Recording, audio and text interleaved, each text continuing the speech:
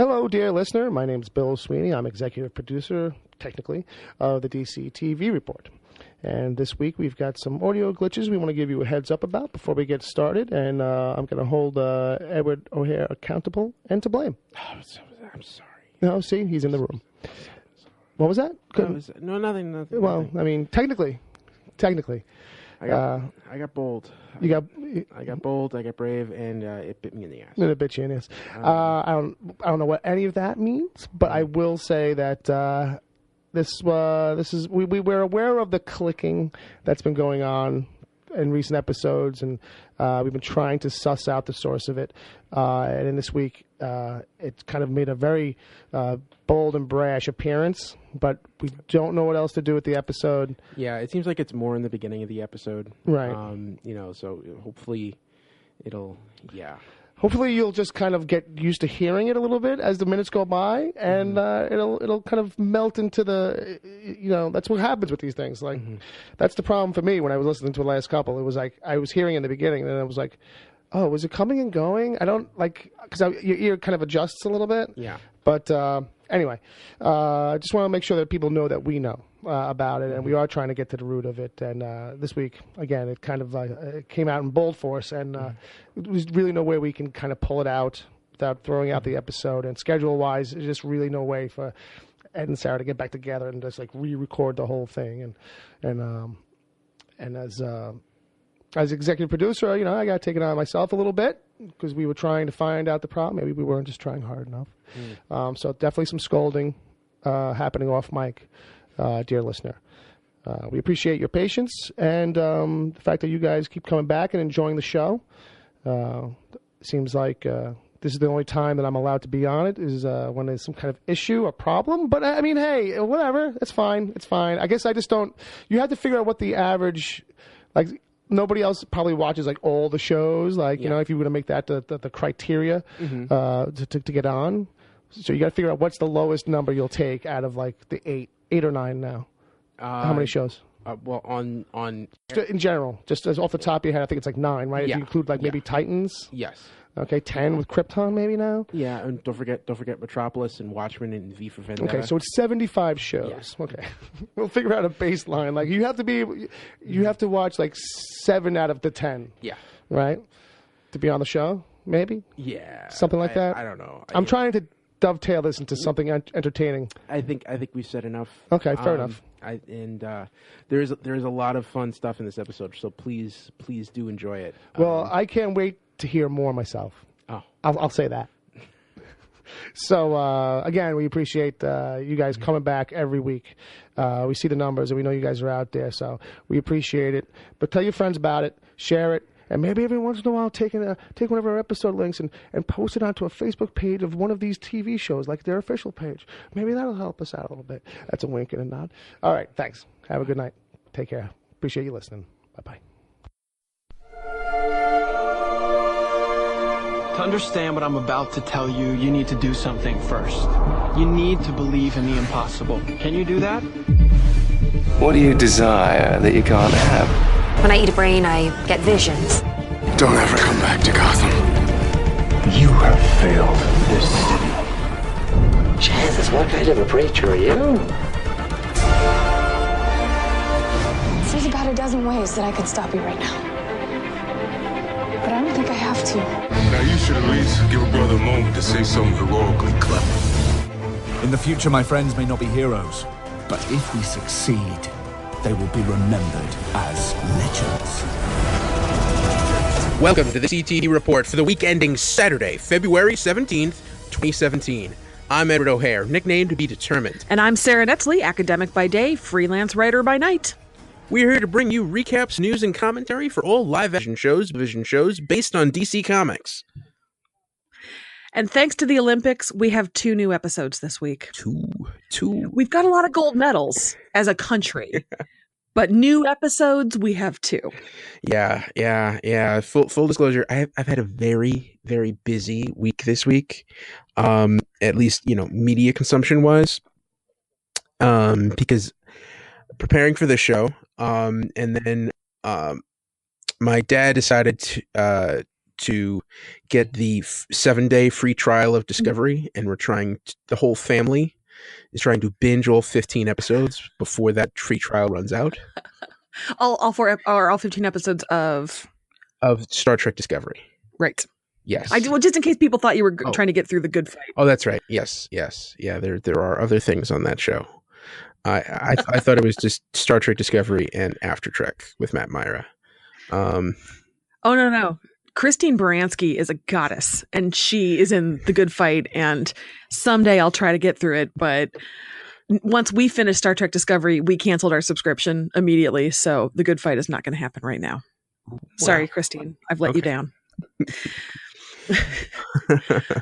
So I, today, Ed, in getting into my car to go to work, tossed my laptop case in, did something bad to the nerve in my neck, and have been walking around like Batman in a cowl, unable to turn my head and needing to turn my entire body to look. And so I'm talking to you now with a heat pad on myself, and I discovered a hole in the hem of my shirt halfway through my teaching day, and I got home and I'm only wearing one earring, and I was wearing 2 earrings when I left the house. Today was bad, man. It was bad. Aww. I know. So listeners know this. We're recording this on a Thursday. Usually we record on Friday nights. So yeah, everything's all screwed up this week. I know everything is just a little bit off. Yeah. I hope you're okay. Me too. I'm scared of sleeping, because what if, it's worse when I wake up? What if I have my shoulders like pinned to my ear and I can't move at all, and I'm shuffling around like Bigfoot, like in that found footage. So getting old is terrible. I guess this is just how I live now. Things just break. Well, so I hope our listeners had a better week than I did anyway. Well, yeah. I mean, we did, but there was a lot of fun to be had on the DC TV, on the DC Comics. I will say, Legends of Tomorrow returned, and it was worth the wait. It was delightful. Yes, yeah, we're gonna get into that. Also, quick shout out if anyone has any random observations you want to give us, please send that to dctv@wickedtheory.com. It's been getting kind of lonely in there, and and we always love hearing your theories, your questions, your long takes on what's happening, your short takes on what's happening. Yeah. Let us know what's working for you this season on DCTV, or what's not working for you this season. Yeah, and we do have two different tweets that we're going to shout out over the course of the show. So thanks to those people when we get to them. But yeah. Keep the conversation going. Thanks everyone for doing what you do. I think that's enough schmoozing. You ready to get into it? Let's do this. Let's get into it. All right. So we're starting off with DC's Legends of Tomorrow, Season 3, Episode 10, Daddy Darkest. John Constantine asked the Legends for help exorcising a demon from a young girl, and Constantine, Sara, and Citizen Cold ended up getting tossed back in time to 1969. Ray and Zari tried looking after the girl and learned the demon inside her was Malice. And the Legends captured Kuwasa, and Vixen tried having quality grandma time with her. Last minute reveal, Sara called Agent Sharp to say hey, and learned that Rip Hunter had escaped from the Time Bureau. So Legends is back. Yes. It's like they were never gone, and I mean that in the best possible way. I've said it before, and I'll say it again. I am so amused that Matt Ryan played a character on a quickly canceled, help me out, was it NBC? Yes, it was. NBC show multiple years ago. And he's since then appeared on 2 different DC shows as this character. It so tickles me that his show didn't work out, but he is going to pop up ever so often in that trench coat. And every time you see him, you're going to be like, yes, it's Constantine. Yes. But you know what? And there was a lot of fanfare on the CW for his return. Like, yeah, because you can see all 13 episodes of that Constantine series for free on CW Seed. and they were, I saw commercials for that, pushing that, they're really trying to get mileage out of that character. And I hope he lands someplace. Do you think if Constantine had aired on the CW, would the show have lasted longer, been better, been different? Well, first off, Constantine would never have been, never started the parameters of that show, because he's not young enough. And, as much as you try to build a supporting cast, it works against the grain for them to be pretty as they need to be on the CW. I think it's something that they could have picked up maybe eventually. I think the best place for that would have been Sci-Fi. Yeah. I think if that had feels been like a 10 episode a season, dark, gritty, sexy genre. Yeah, I could see that working really well. Yeah, and I think especially because I've been going through some past seasons of The Magicians recently, and this I think Constantine would have, and especially like 12 Monkeys, that whole kind of in Channel Zero, I think Constantine would have been fit right in with that lane. Very true. By the way, The Magicians is having an incredible season right now. Holy cow. Oh, okay. The previous episode, the week before this episode is coming, our episode's coming out, incredible. Oh, so don't sleep on The Magicians, which is not DC. No. So back to Legends. Yes. So yeah, and we had and we saw that his first love story in this arc that he has on Legends is a quick tryst with Sara in this episode. What did you think of that? I mean, he's a man. He has eyes. I get it.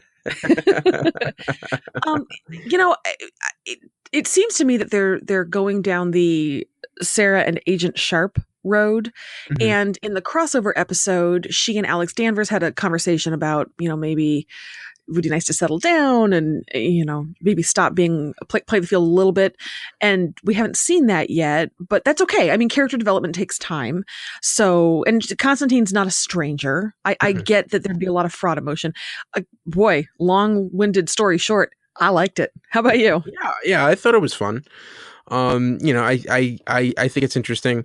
I don't know if because it feels like the way you were talking, they're gonna have him jumping around between all the different legends, and I don't know if I like that idea. No, same. Yeah, but I think at least this first episode and kind of like the Cavalier relationship that they've had, I think that works. Yeah, I think the show's premiere publicity machine kind of played up the Constantine, he's bisexual, he could get with anybody, and I think they were kind of enjoying that. I can't imagine they're actually going to have him sleep his way through the ship. Maybe, who knows. But it just seems like enough of them have baggage or have, it would Amara and Nate, that would be weird if he slept with your one. Captain Cold, obviously he's going to be going back to Ray. I just think that you have enough weirdness that you're not going to see that necessarily. Oh yeah, and that was, who knows? Yeah, and that was another storyline. I didn't mention in the recap was Citizen Cold said he was, mentioned that he was going home to propose to Ray. I'm guessing that's happening next episode. Will we see it? I was assuming that it would happen off screen and we would see it in season 2 of The Ray on CW Seed. Yeah. It's what it is. It doesn't feel, especially if that's going to be the last time that we ever see Wentworth Miller on screen. It felt like an odd way for him to go out. Is this his last episode? I don't know. I didn't see media about that, so I don't think it is, but it's coming very soon to an end. So I'd have to check, IMDb and see what that says. But if it was, that's a very strange swan song. That was very anticlimactic because he's been a fun character and he's been with the Arrowverse for a long time. Yeah. And real quick, Ray and Zari, is that a thing? I think that's a thing. I think it's going to be a thing. It's going to be a thing. I support that. Although I will say, did Brandon Routh has Father Time touched Brandon Routh in a way that made you sad? I swear there was a little gray in that magnificent black mane. And I was just like, no, why must time come for Brandon Routh? Take me. Don't take Brandon Routh. It was just gray hair, you know. I mean, the guy. I've heard him in interviews. He's on like the bullet diet. He does like bullet coffee and that, whatever that whole thing is. So he keeps himself in shape. Yeah, he may have some tips, some little silver streaks going through there, but I think that just shows character. All right, we'll go with character. He's going to be a great Silver Fox. Yeah. A long time from now. From now. I really loved the whole tone of this episode. I like when a show plays with the kind of stories it tells and makes those shifts as appropriate. And in this case, it embraced the horror elements really well, I thought. The possession and furniture flying around and the horror movie side of things. That was fun. And it really helps. If you're going to do horror, you're going to want John Noble to voice the demon. That's just, you should do it that way if you're going to do it. Yeah. I thought that worked beautifully. I was really into the vibe that, like, this really blended well with Constantine's tone, and I was actually kind of surprised how seamlessly he how much they've changed the tone of this show to jive with him. And it even made like Damien Dark seem scary and imposing in comparison. Let's not go too far. No. I don't know. I mean, the girl Emily, you find out, is actually Nora Dark, his daughter. In the world's worst wig. Yes. And when Damien Dark showed up to collect his daughter, that was actually the first time he's shown up in an episode, and I haven't gone like, where like he actually did seem imposing. He did seem a little scary. I still think it's a bad choice to have him as the big bad this season. But hey,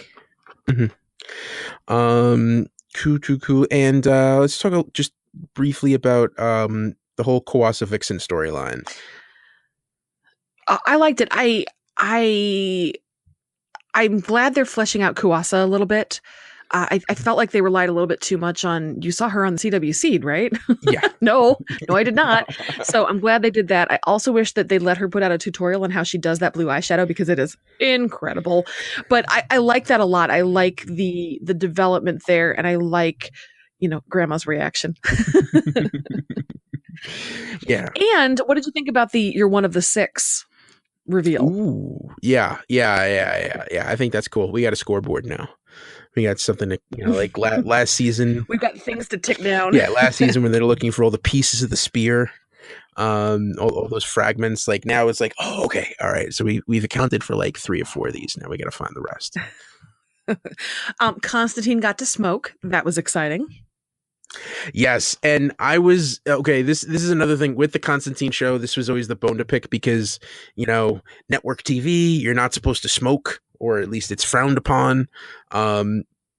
And like the whole point to John Constantine, like the image of him is always a black silhouette and him lighting up. Like it's a chain smoker. It's like an inherent part of his character. And I like the way that they played with that, where like he kept trying to light up and there was no smoking. And then finally at the end, he's the match breaks. Oh. Yeah. And then finally at the end of the episode, he gets to light up and it's like, oh, all right, we got it in.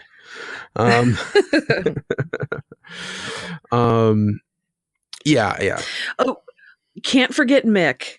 Mick as a leader of the team, only stepping up when they annoy him so much that he has no other choice, is perfect.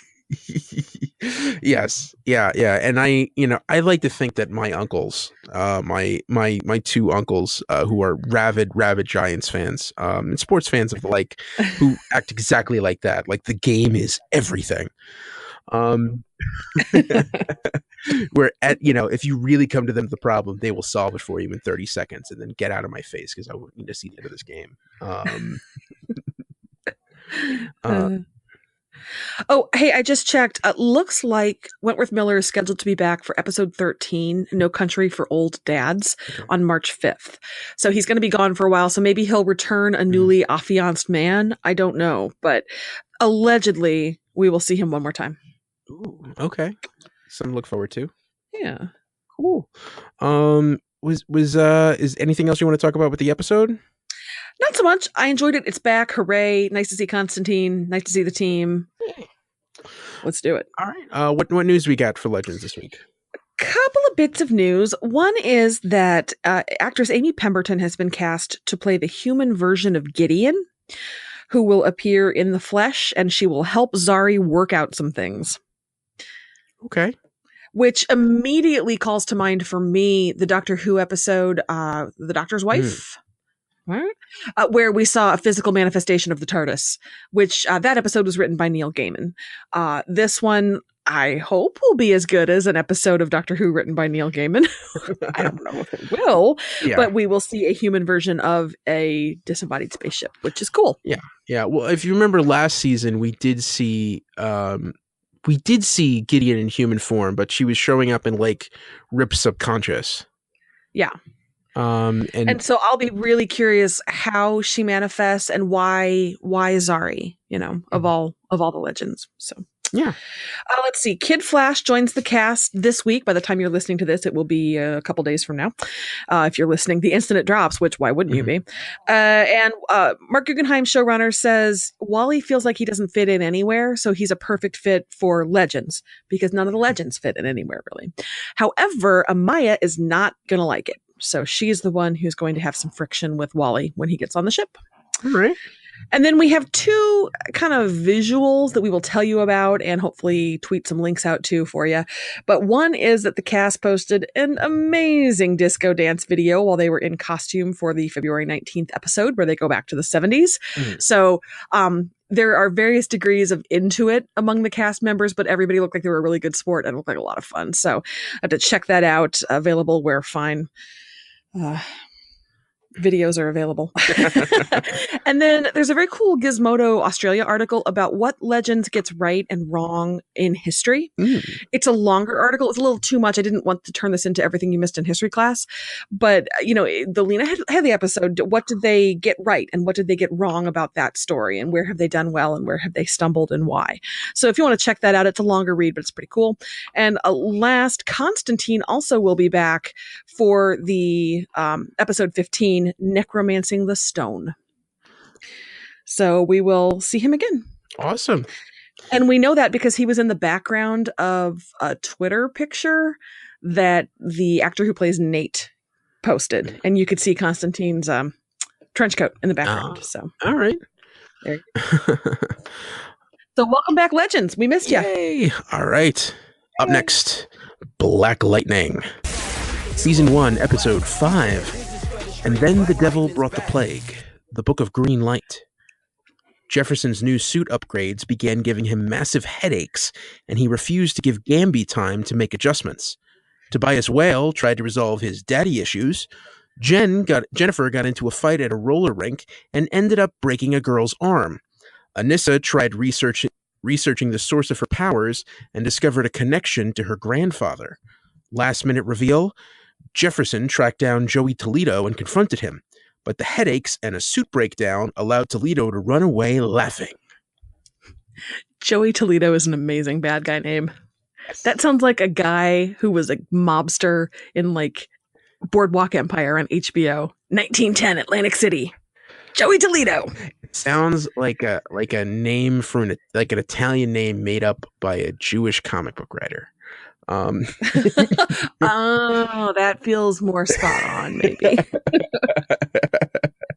I don't know. Okay, so I have a question for you. You know how the CDC tracks the spread of flu by tracking the number of people who Google flu symptoms, body ache, fever, chills, and so the CDC is able to say, oh, well, we have increased searches for flu symptoms here. We must have a lot of flu. Does the CDC or some secretive government agency track Google searches for, I have increased strength, I can kick over washing machines? Do they track metahuman super abilities that way, do you think? I don't know, but they should. They should be. You're welcome, CDC or secretive government agency. Yeah. And I think Anissa had the best story arc for this episode. Oh my God, yes. Everything I typed about Anissa this week in my notes, it's all caps, honestly. All caps. Yeah, there wasn't a lot of it, but what was there, because she had the whole thing with trying to hunt down the editor of the Freeland Gazette, which, how many towns that small still have a newspaper? I mean, that's like a shrinking thing, right? Am I right? Speaking as a professor of journalism, yeah, you're right. Sorry. Yeah, it's grim. Yeah. I mean, was that, because I know a lot of times, you get on people for journalistic integrity. Did that seem true to life to you? It was a little big and bustling. I guess I don't really know the size of the town. I assume it's a fairly decent sized town, not teeny tiny sleepy, but it did look like it was big, well appointed, pretty clean, and that surprised me a little bit. I could see in this media landscape an older editor who's just kind of riding out until retirement with a person or two. Again, very small paper would be that, but I don't know. The comics have such a long history of newspapers and media. I like keeping hope alive. Let me have this, Ed. Let me have this. Oh yeah. No. I mean, I just meant that kind of that setup. Did that seem typical and realistic to you? Yeah, I guess. I'm not sure. Okay. I feel like half the newspapers are going to have your old guy who's there overseeing everything because he's once he retires, then we'll have to have a big conversation what to do about this paper. And then the other half of the time, I feel like you're bringing in some new, like, I'm going to disrupt the news industry. I'm from Silicon Valley, young shark. And so I would have been also unsurprised to see somebody with some kind of douchey Bluetooth technology all over his body be like, get out of here. I don't know. Yeah. But no, the old timer who's in it because he loves the community and he's going to make it work, that I'll allow that. That's reasonable. Yeah. And I mean, for a story 30 years ago, that her grandpa seemed very passionate about, that evidently was mothballed. It seemed kind of surprising that they would have all of those, that they would still have all of his files. Yeah, really readily available. I'm not sure. I mean, all the papers I worked for, I feel like we did not have a storage area where we kept physical media for decades in boxes that would be easily accessed and handed over. That was strange. Okay. So I had a drawer full of old notebooks that I had to recycle when it got full, and that took 2 months, 3 months. So, your mileage may vary, but yeah. And Tobias. Boy, his dad is terrible. It's a terrible human being. Yes, a horrible human being, and you do get a sense of why he is the way he is. And I think the flashbacks for that were really tastefully done. Same, yes. Yeah, where it's kind of like, I don't know if he's like, if it was it like the fish tank, but like he's in his living room and like Tori's talking about it. His sister is talking about it, and then all of a sudden, the way it kind of shifts in, you see him talking to his dad back then, but you never see Tobias as a kid. You just see him as an adult responding the way he did when he was a kid. And it took me a little bit. I mean, it did take me a second to realize, oh, this is an interesting storytelling technique. I appreciated the way they played with that structure. Yeah, and then he straight up murdered him. Yes. When he got that envelope in the end from Lady Eve with the with that magic dust in it. God damn. Yeah. That was chilling. Yeah, I was pleased that we had read and talked about the article last week about, albinism in the Black community and what that was like growing up with it, and it continues to play off in his character, be worth the time they're spending with it. We're seeing the ramifications and we're seeing what he grew up with, and I mean, it really, not to invoke Marvel, but he feels more like a Marvel Netflix villain where he's got the complicated backstory and you actually do feel sorry. Like, you get it. He does terrible things, but you see the pressure he's under and you see how he grew up and it's like, oh God, this poor guy, So I'm really liking him. Yeah. Now, if we follow the Netflix trend, he should be dead in 2 episodes. Exactly. And I'm worried about that. I don't want to jinx him with that. And then some new, probably more disappointing big bad will take the play. Oh, really? We lost Tobias Whale for this is following the Netflix trend. Yeah. Yeah. And Jennifer's storyline. So she just beats up somebody. Oops. Yeah, I feel like that. It's like, oh, we need to give her a storyline this week. So it kind of felt shoehorned in, and it's weird that like. So was that just kind of talking like how good she is at combat, or is that supposed to be a demonstration that she might have abilities too? Oh, I assumed abilities. Mm-hmm. I assumed that she didn't quite know her strength and. Mm-hmm. Yeah, she'd been trained to defend herself. For me, it was worth it to see Jefferson try not to be proud of her for breaking. You fought off 2 girls, and you can see him being like, "I really want to high five her, but I can't. But I really want to," and I really enjoyed that. Yeah. But it was funny. Like that was with the way that fight was stylized. It didn't feel stylized at all. Like they were trying to, I feel like anytime they do those kinds of music, they do like the slow motion stuff. It just looked like a really good martial arts scene. Yeah. Now granted, like for a 16-year-old, incredibly well trained. Probably, more than she should be. But hey, I thought it was a cool scene. Mm-hmm. Yeah, I enjoyed that. I liked Jefferson being proud of Jennifer. I loved the Anissa and Jennifer scene. When they're talking about clothes and just being sisters. They're quickly rivaling Kara and Alex Danvers as my favorite TV sisters. That's such a great natural lived-in relationship. I'm enjoying that. But oh man.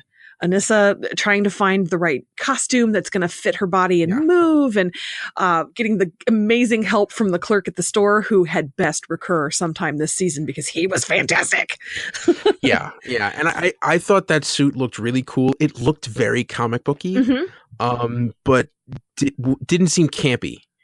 And I'm interested to see how that suit evolves over the next couple episodes. I wish we got a better look at it though from the front. Hopefully we'll get to see more as she's in it more.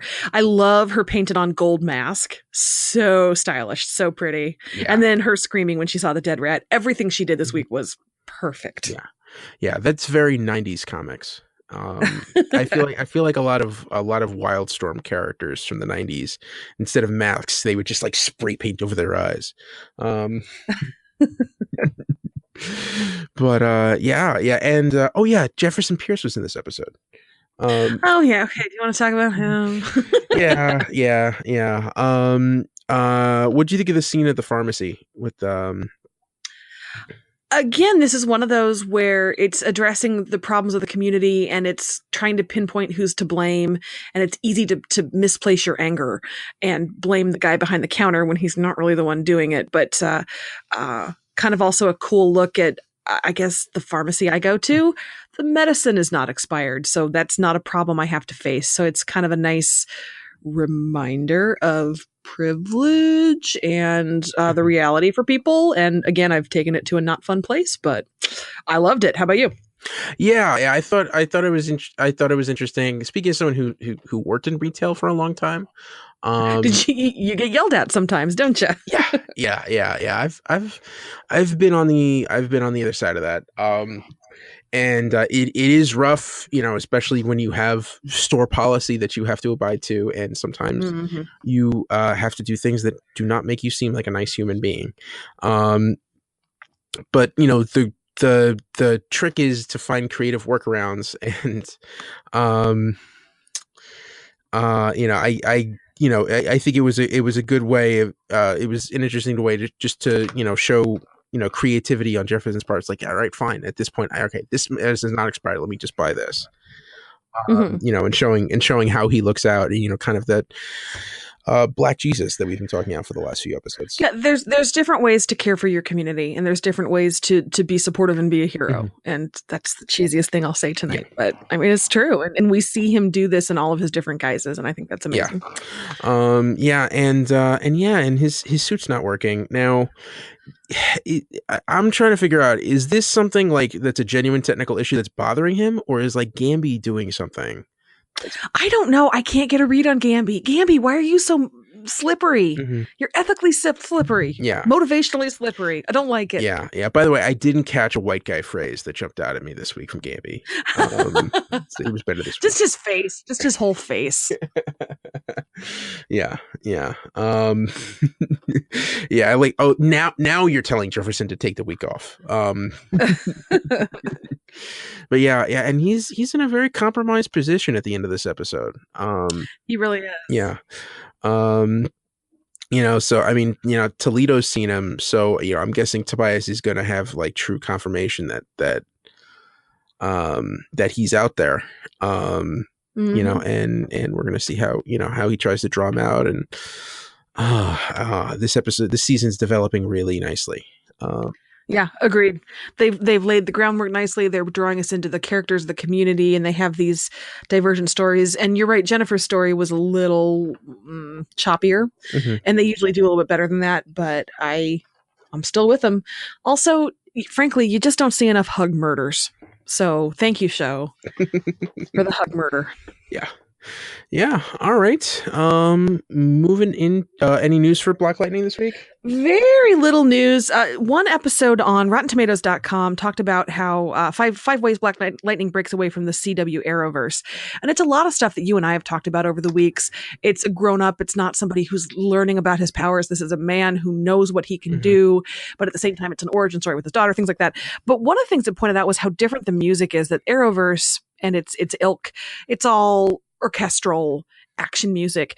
But in Black Lightning, you're getting lyrical comments on what's happening on the scene, sometimes really on the nose comments on what's happening on the screen.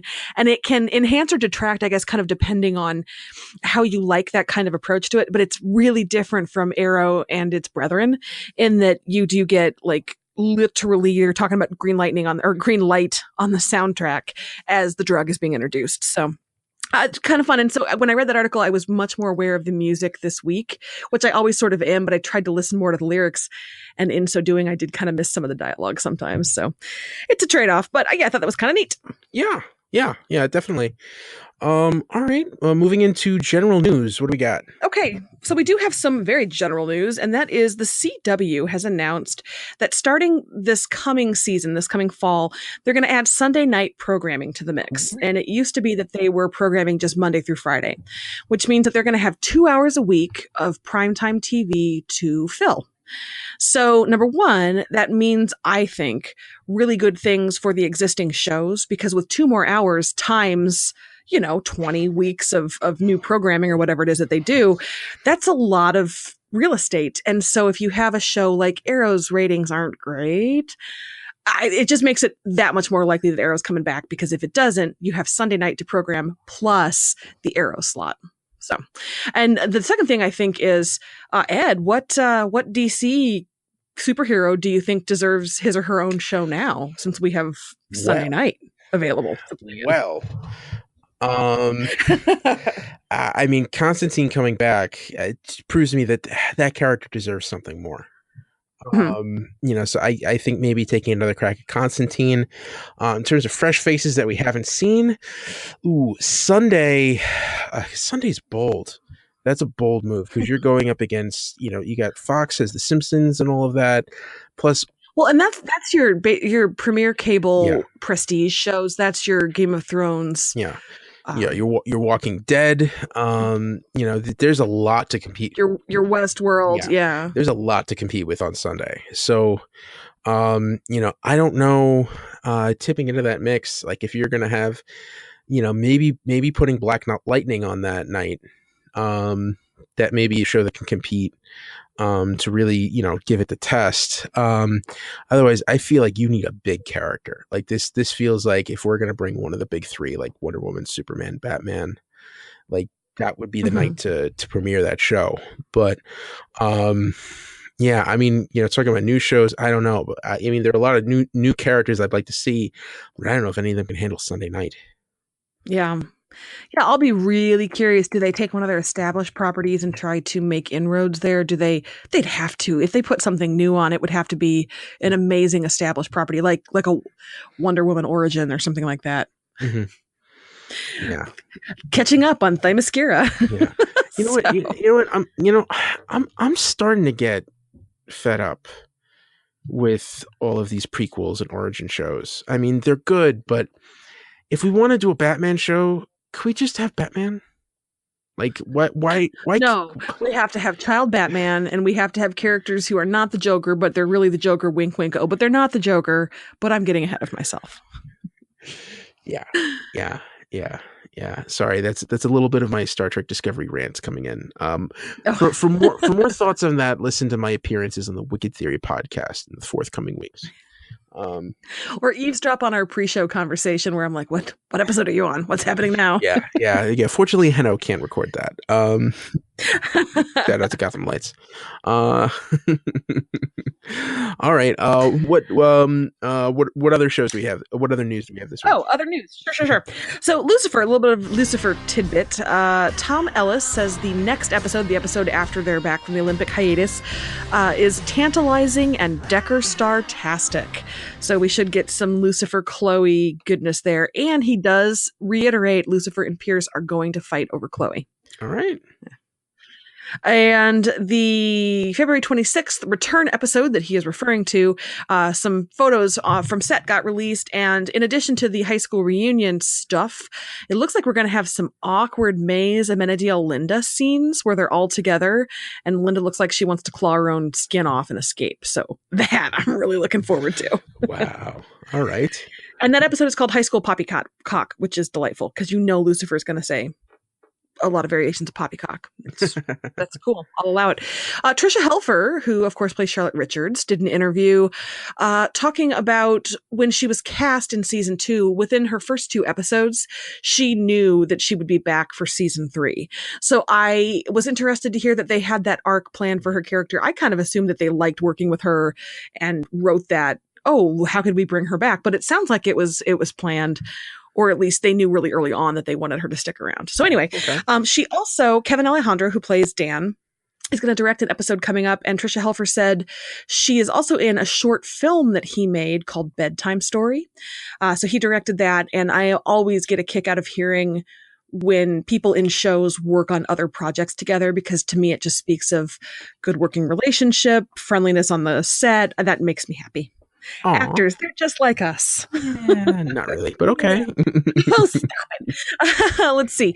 On to The Flash. Episode 14 will have a gender-bent fiddler who is a classic kind of lighthearted villain from the Rogues Gallery. Well, he plays the fiddle, a hypnotic fiddle.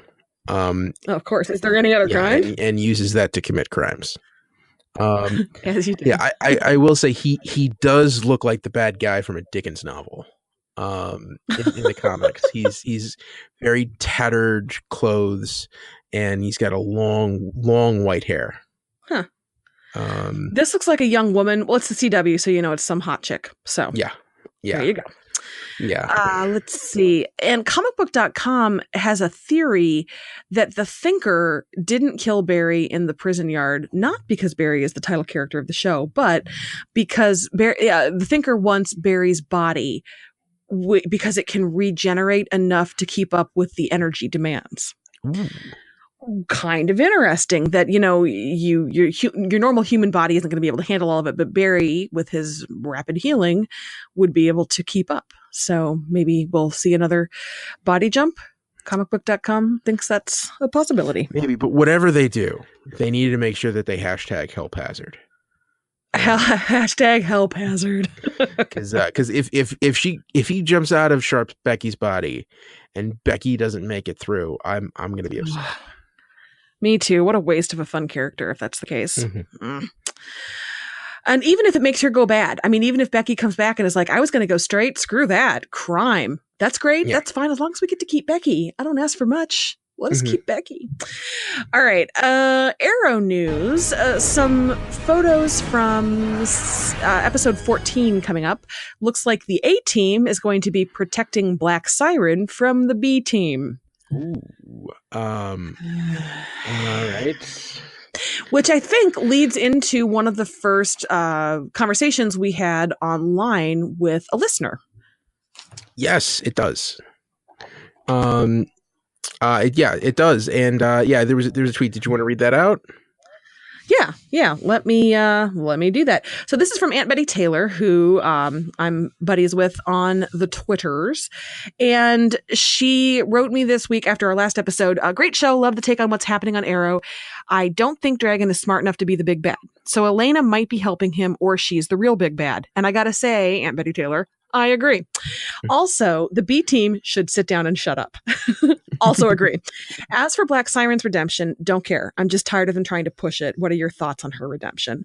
It's a great question, and it's one I've been kind of kicking around since we saw Black Siren as a character.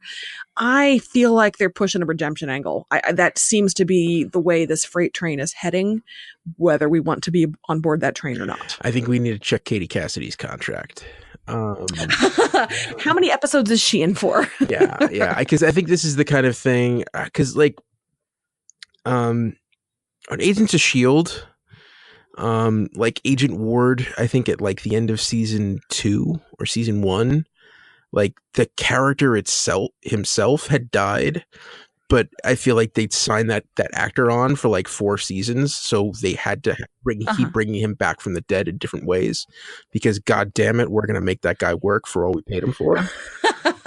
We paid him; he's gonna be on set. So, like, I don't know if it's the kind of thing where like they just don't want to let Katie Cassidy go as an actress. So, even though it would make sense for that character to not be around at the end of the season because they want to have that actress still on the show, they'll give her that redemption arc. Yeah. Although I keep saying if they want to bring back some improbable character, give us Josh Segarra back. He was so great as Adrian Chase. Holy cow. Him as a legitimate good guy from an alternate Earth who comes in and wants to work with everybody, and everybody's so creeped out by him all the time. And he's just like, you guys, what's wrong? I just want to help. I'm just a lawyer and I'm here to help. Could be really fun. But yeah, if we have to redeem anybody on this show, ugh. Black Siren. Okay, fine. So sorry, Betty. I think yeah. All right. Oh, and let's see. One other little bit of Arrow news. Not news really, but TVGuide.com wrote an article wanting to know when Oliver and Felicity are going to have a baby already. To which I say, dang, TV Guide. They're like, the rice is still settling from their reception when people threw it at them, despite it making birds blow up or whatever. Oliver and Felicity, they should have babies eventually if that's what they want. But like right now, Felicity's baby should be Smoke Tech. So, whoa, hey, whoa, hey, whoa. Am I being anti-baby here, Ed? Am I being too rough on him? No. I think I think we're getting way ahead of ourselves. Yeah. It actually legitimately it does frustrate me when characters get married and immediately fans or media or showrunners or whoever are like, okay, well, baby time now, right? You know, it happens for a lot of couples, sure, but a lot of people don't have offspring right away. Yeah, so I'm still not over Gilmore Girls. Lane got married and like half a second later she had quintuplets or something. It was nuts. Yeah, you know what? Let's let them figure out taking care of a teenager before we move on to baby. Yeah. They have a kid. They don't need to add a baby in the mix right now. Yeah. So gross. Not gross baby, just gross like, oh, you're married, time for babies. No, that's great for some people, but it was kind of a weird question for TV Guide to ask. It's weird, TV Guide. It's weird. So that's it for Arrow. Moving on to Gotham. Not a lot of news, but this is another one of those you kind of have to see it. So if you go to sportsillustrated.com, Drew Powell, who plays Butch on the show / Solomon Grundy, there's video of him trying to name every actor who's played Batman, and it's pretty funny. It's pretty funny. So check that out if you are a Bruce Powell fan, which my sister is because they went to the same college. So obviously that makes them best friends, even though they were years apart. And hey, Ed, we have Preacher news this week. Wow. I know it's been ages, but we actually have some really exciting casting news. We have the Cutler family casting. When we last saw Jesse and company, they were headed to Angelville, Jesse's hometown or home swamp to go back to his family who are terrible. And now we're going to meet the terrible family. Betty Buckley has been cast as Grandma. Betty Buckley was Sam's adoptive mom on Supergirl this season, and she was on Split, the M. Night Shyamalan movie Split. So, Ed, please say what you said when I told you this the first time. So that means she likes playing either really, really stupid people or despicable, horrible, disgusting wretches. Yep, you nailed it. Nailed it. So she's going to be Grandma. And then we have Colin Cunningham as TC, one of Jesse's uncles. And they're going to be series regulars. And then we have recurring characters, Jeremy Childs as Jody and Liz McGeever as Christina. So they're going to recur. A couple of things, if you have read the comic, maybe you, like me, are a little confused. I don't understand how TC is a series regular and Jody is a recurring. I would have thought it would be reverse. For me, the importance in the storyline is the flip-flop of that. And the character Christina, there is some description of her in the casting material. If you've read the comic, I think you probably know the significance of that. Well, I don't want to spoil it, but that is really, really exciting. Ooh. So much for Preacher. I'm still kind of shocked that the show got another season, but I'm thrilled. So there you go. iZombie, which is premiering. The premiere date is getting closer and closer and closer. In the premiere, Liv eats football fan brain. Ooh. So we're going to have super fan. And Rose McIver in this interview with comicbook.com talked about how excited she is to be telling a zombie comedy story that also talks about issues of tolerance and coexisting that are sort of topical and timely right now. So football fan Liv. And then many episodes ago, we told you that one of the brains Liv is going to eat this season is Dowager Brain, rich old lady brain. And we have photos of Liv on Dowager Brain. And they are exactly as delightful as you can imagine, with the big helmet hair and the haughty expression. And that's episode 2 of this season, and I cannot wait. Yeah, I saw those pics. They're to die for. Yeah. Makes you wonder, if you were to die, how would they describe your brain? I mean, yours would be like comic Star Trek guy. Mm-hmm. Yes. Mine would be, I don't know, person who talks about journalism. That's just sad. I need a better brain moniker. Person who whines because she had a bad day and lost an earring, and I'm like, I don't know. Anyway. News, a couple of tiny little pieces of news now for a couple more shows. Krypton. We have new promotional art that has some new taglines for the various houses who are going to be appearing on Krypton, including Fight Like L and In Zod We Trust. Ooh, so pun. Like pun. Does Krypton have some offerings for you? Puns. Now, based on everything I've seen visually of this show, it's not a punny show. No. It's a very dark and serious show, so this baffles me. Titans. We have official confirmation from Jeff Johns himself that the Doom Patrol will appear in the 5th episode. Yes, I've seen, he actually tweeted a picture of the front cover of the script, and the episode is titled Doom Patrol. Which makes one think the Doom Patrol actually are going to appear. Yes. On a show, on a streaming service that has no name or premiere date or platform or price. Yep. Okay. Yep. Yeah. Speaking of, quick rundown. We did talk about it when there was rumors about this months ago, but Doom Patrol was basically DC's answer to the X-Men in the '60s, and it's a very quirky, weird team. Grant Morrison had a fun run with them in the mid '90s. Doom Patrol sounds a lot less friendly than the X-Men. Doom Patrol sounds like they're going to straight up murder you. Yeah. I'm just saying they might have a branding PR problem. Okay. Speaking of not branding PR problems, or maybe, the DC streaming service also has some news about its other show that we have been talking about recently, Metropolis. This is Metropolis. This is the pre-Superman show about Lois and Lex investigating fringe science. Apparently, that show has been fast-tracked, and they will start filming this summer. Okay. I am speechless by all of that. All right. And that is it for the news, my friend. All right. Well, yeah, that's a great rundown. Cool. We're gonna get this under an hour. Wow. We are, unless we really go deep into the winner of the week. All right. Well, I think that's time for winner of the week. I think I'm going to go first. Sure. So my winner for this week is Anissa Pierce.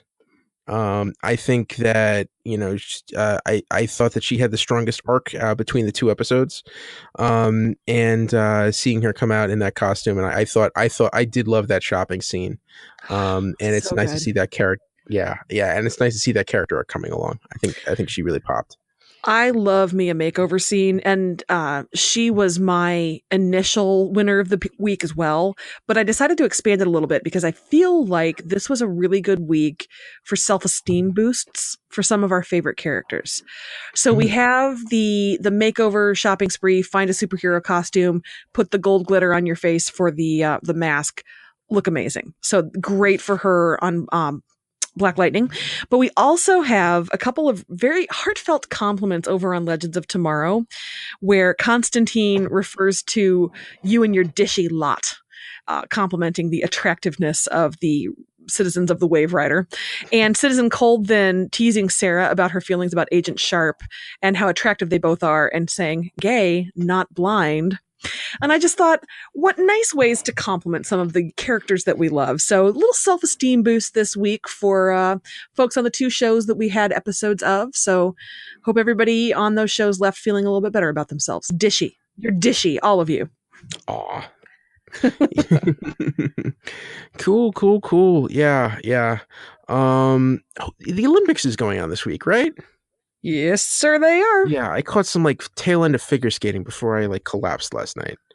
Oh, be honest, you stayed up and you were just like, is the German gonna make it? Is she gonna pull through and she's gonna get that gold medal? I want this for her. Mom, don't you leave it on figure skating. Yeah. You said, that Chinese skater tripped the second time and you're like, yes! I did. I fist pumped. I'm not even from Germany. I was just like, yeah, get it. Yeah. See, sometimes I don't know if I'm rooting for people to win or for other people to lose. I mean, you're only human. Yes. We all are rooting for people to fall when they're from other countries. Hello. All right. I'm rooting for the half pipe track, whatever, to not kill. I really think that track is out for blood. Everybody we watched had terrible spills on it the other day, and it's just like, God, that's yeah. All right, that's Olympic talk on the DCTV report. So much for that. This is the first and only time you'll hear me talk about any sports voluntarily. Ordinarily, I freeze like a gecko on a wall when Ed brings it up. Well, I'm not allowed to talk about sports on the other show I'm on. But wait, I have that option? No sports for you, sir. It's one of the rules. It's one of the 3 rules. No politics, no sports, no math. Bill, I love you. All right. All right, we're getting to the chit chat stuff. I think it's time to go. This was fun. We need to do this more often. Have a short show with only 2 episodes so we can be a little more relaxed and not being like, we have to go. We have 18 shows. Yeah. I think next week Black Lightning may be taking off, so it may just be Legends. We'll have to see. Coming to you next week, a 20-minute show. We say that. Yeah. All right. It turned out to be 2 hours and 20 minutes somehow. Yes. Well, that's the DCTV report for this week. You can find us on Twitter. I'm at Edward O'Hare TBD. And I'm at Sara Netzley, SaraNetzley. Yeah, and be sure to follow the show on Twitter at DCTV Report. Send along your emails to dctv@wickedtheory.com. Also, be sure to subscribe to our show on your podcast app of choice and check out our sister shows, The Wicked Theory Podcast and Preacher vs. Preacher. This has been a Wicked Theory Studios production. Executive producer Bill Sweeney. Visit us at wickedtheory.com. Shazam, everybody. Shazam. Shazam!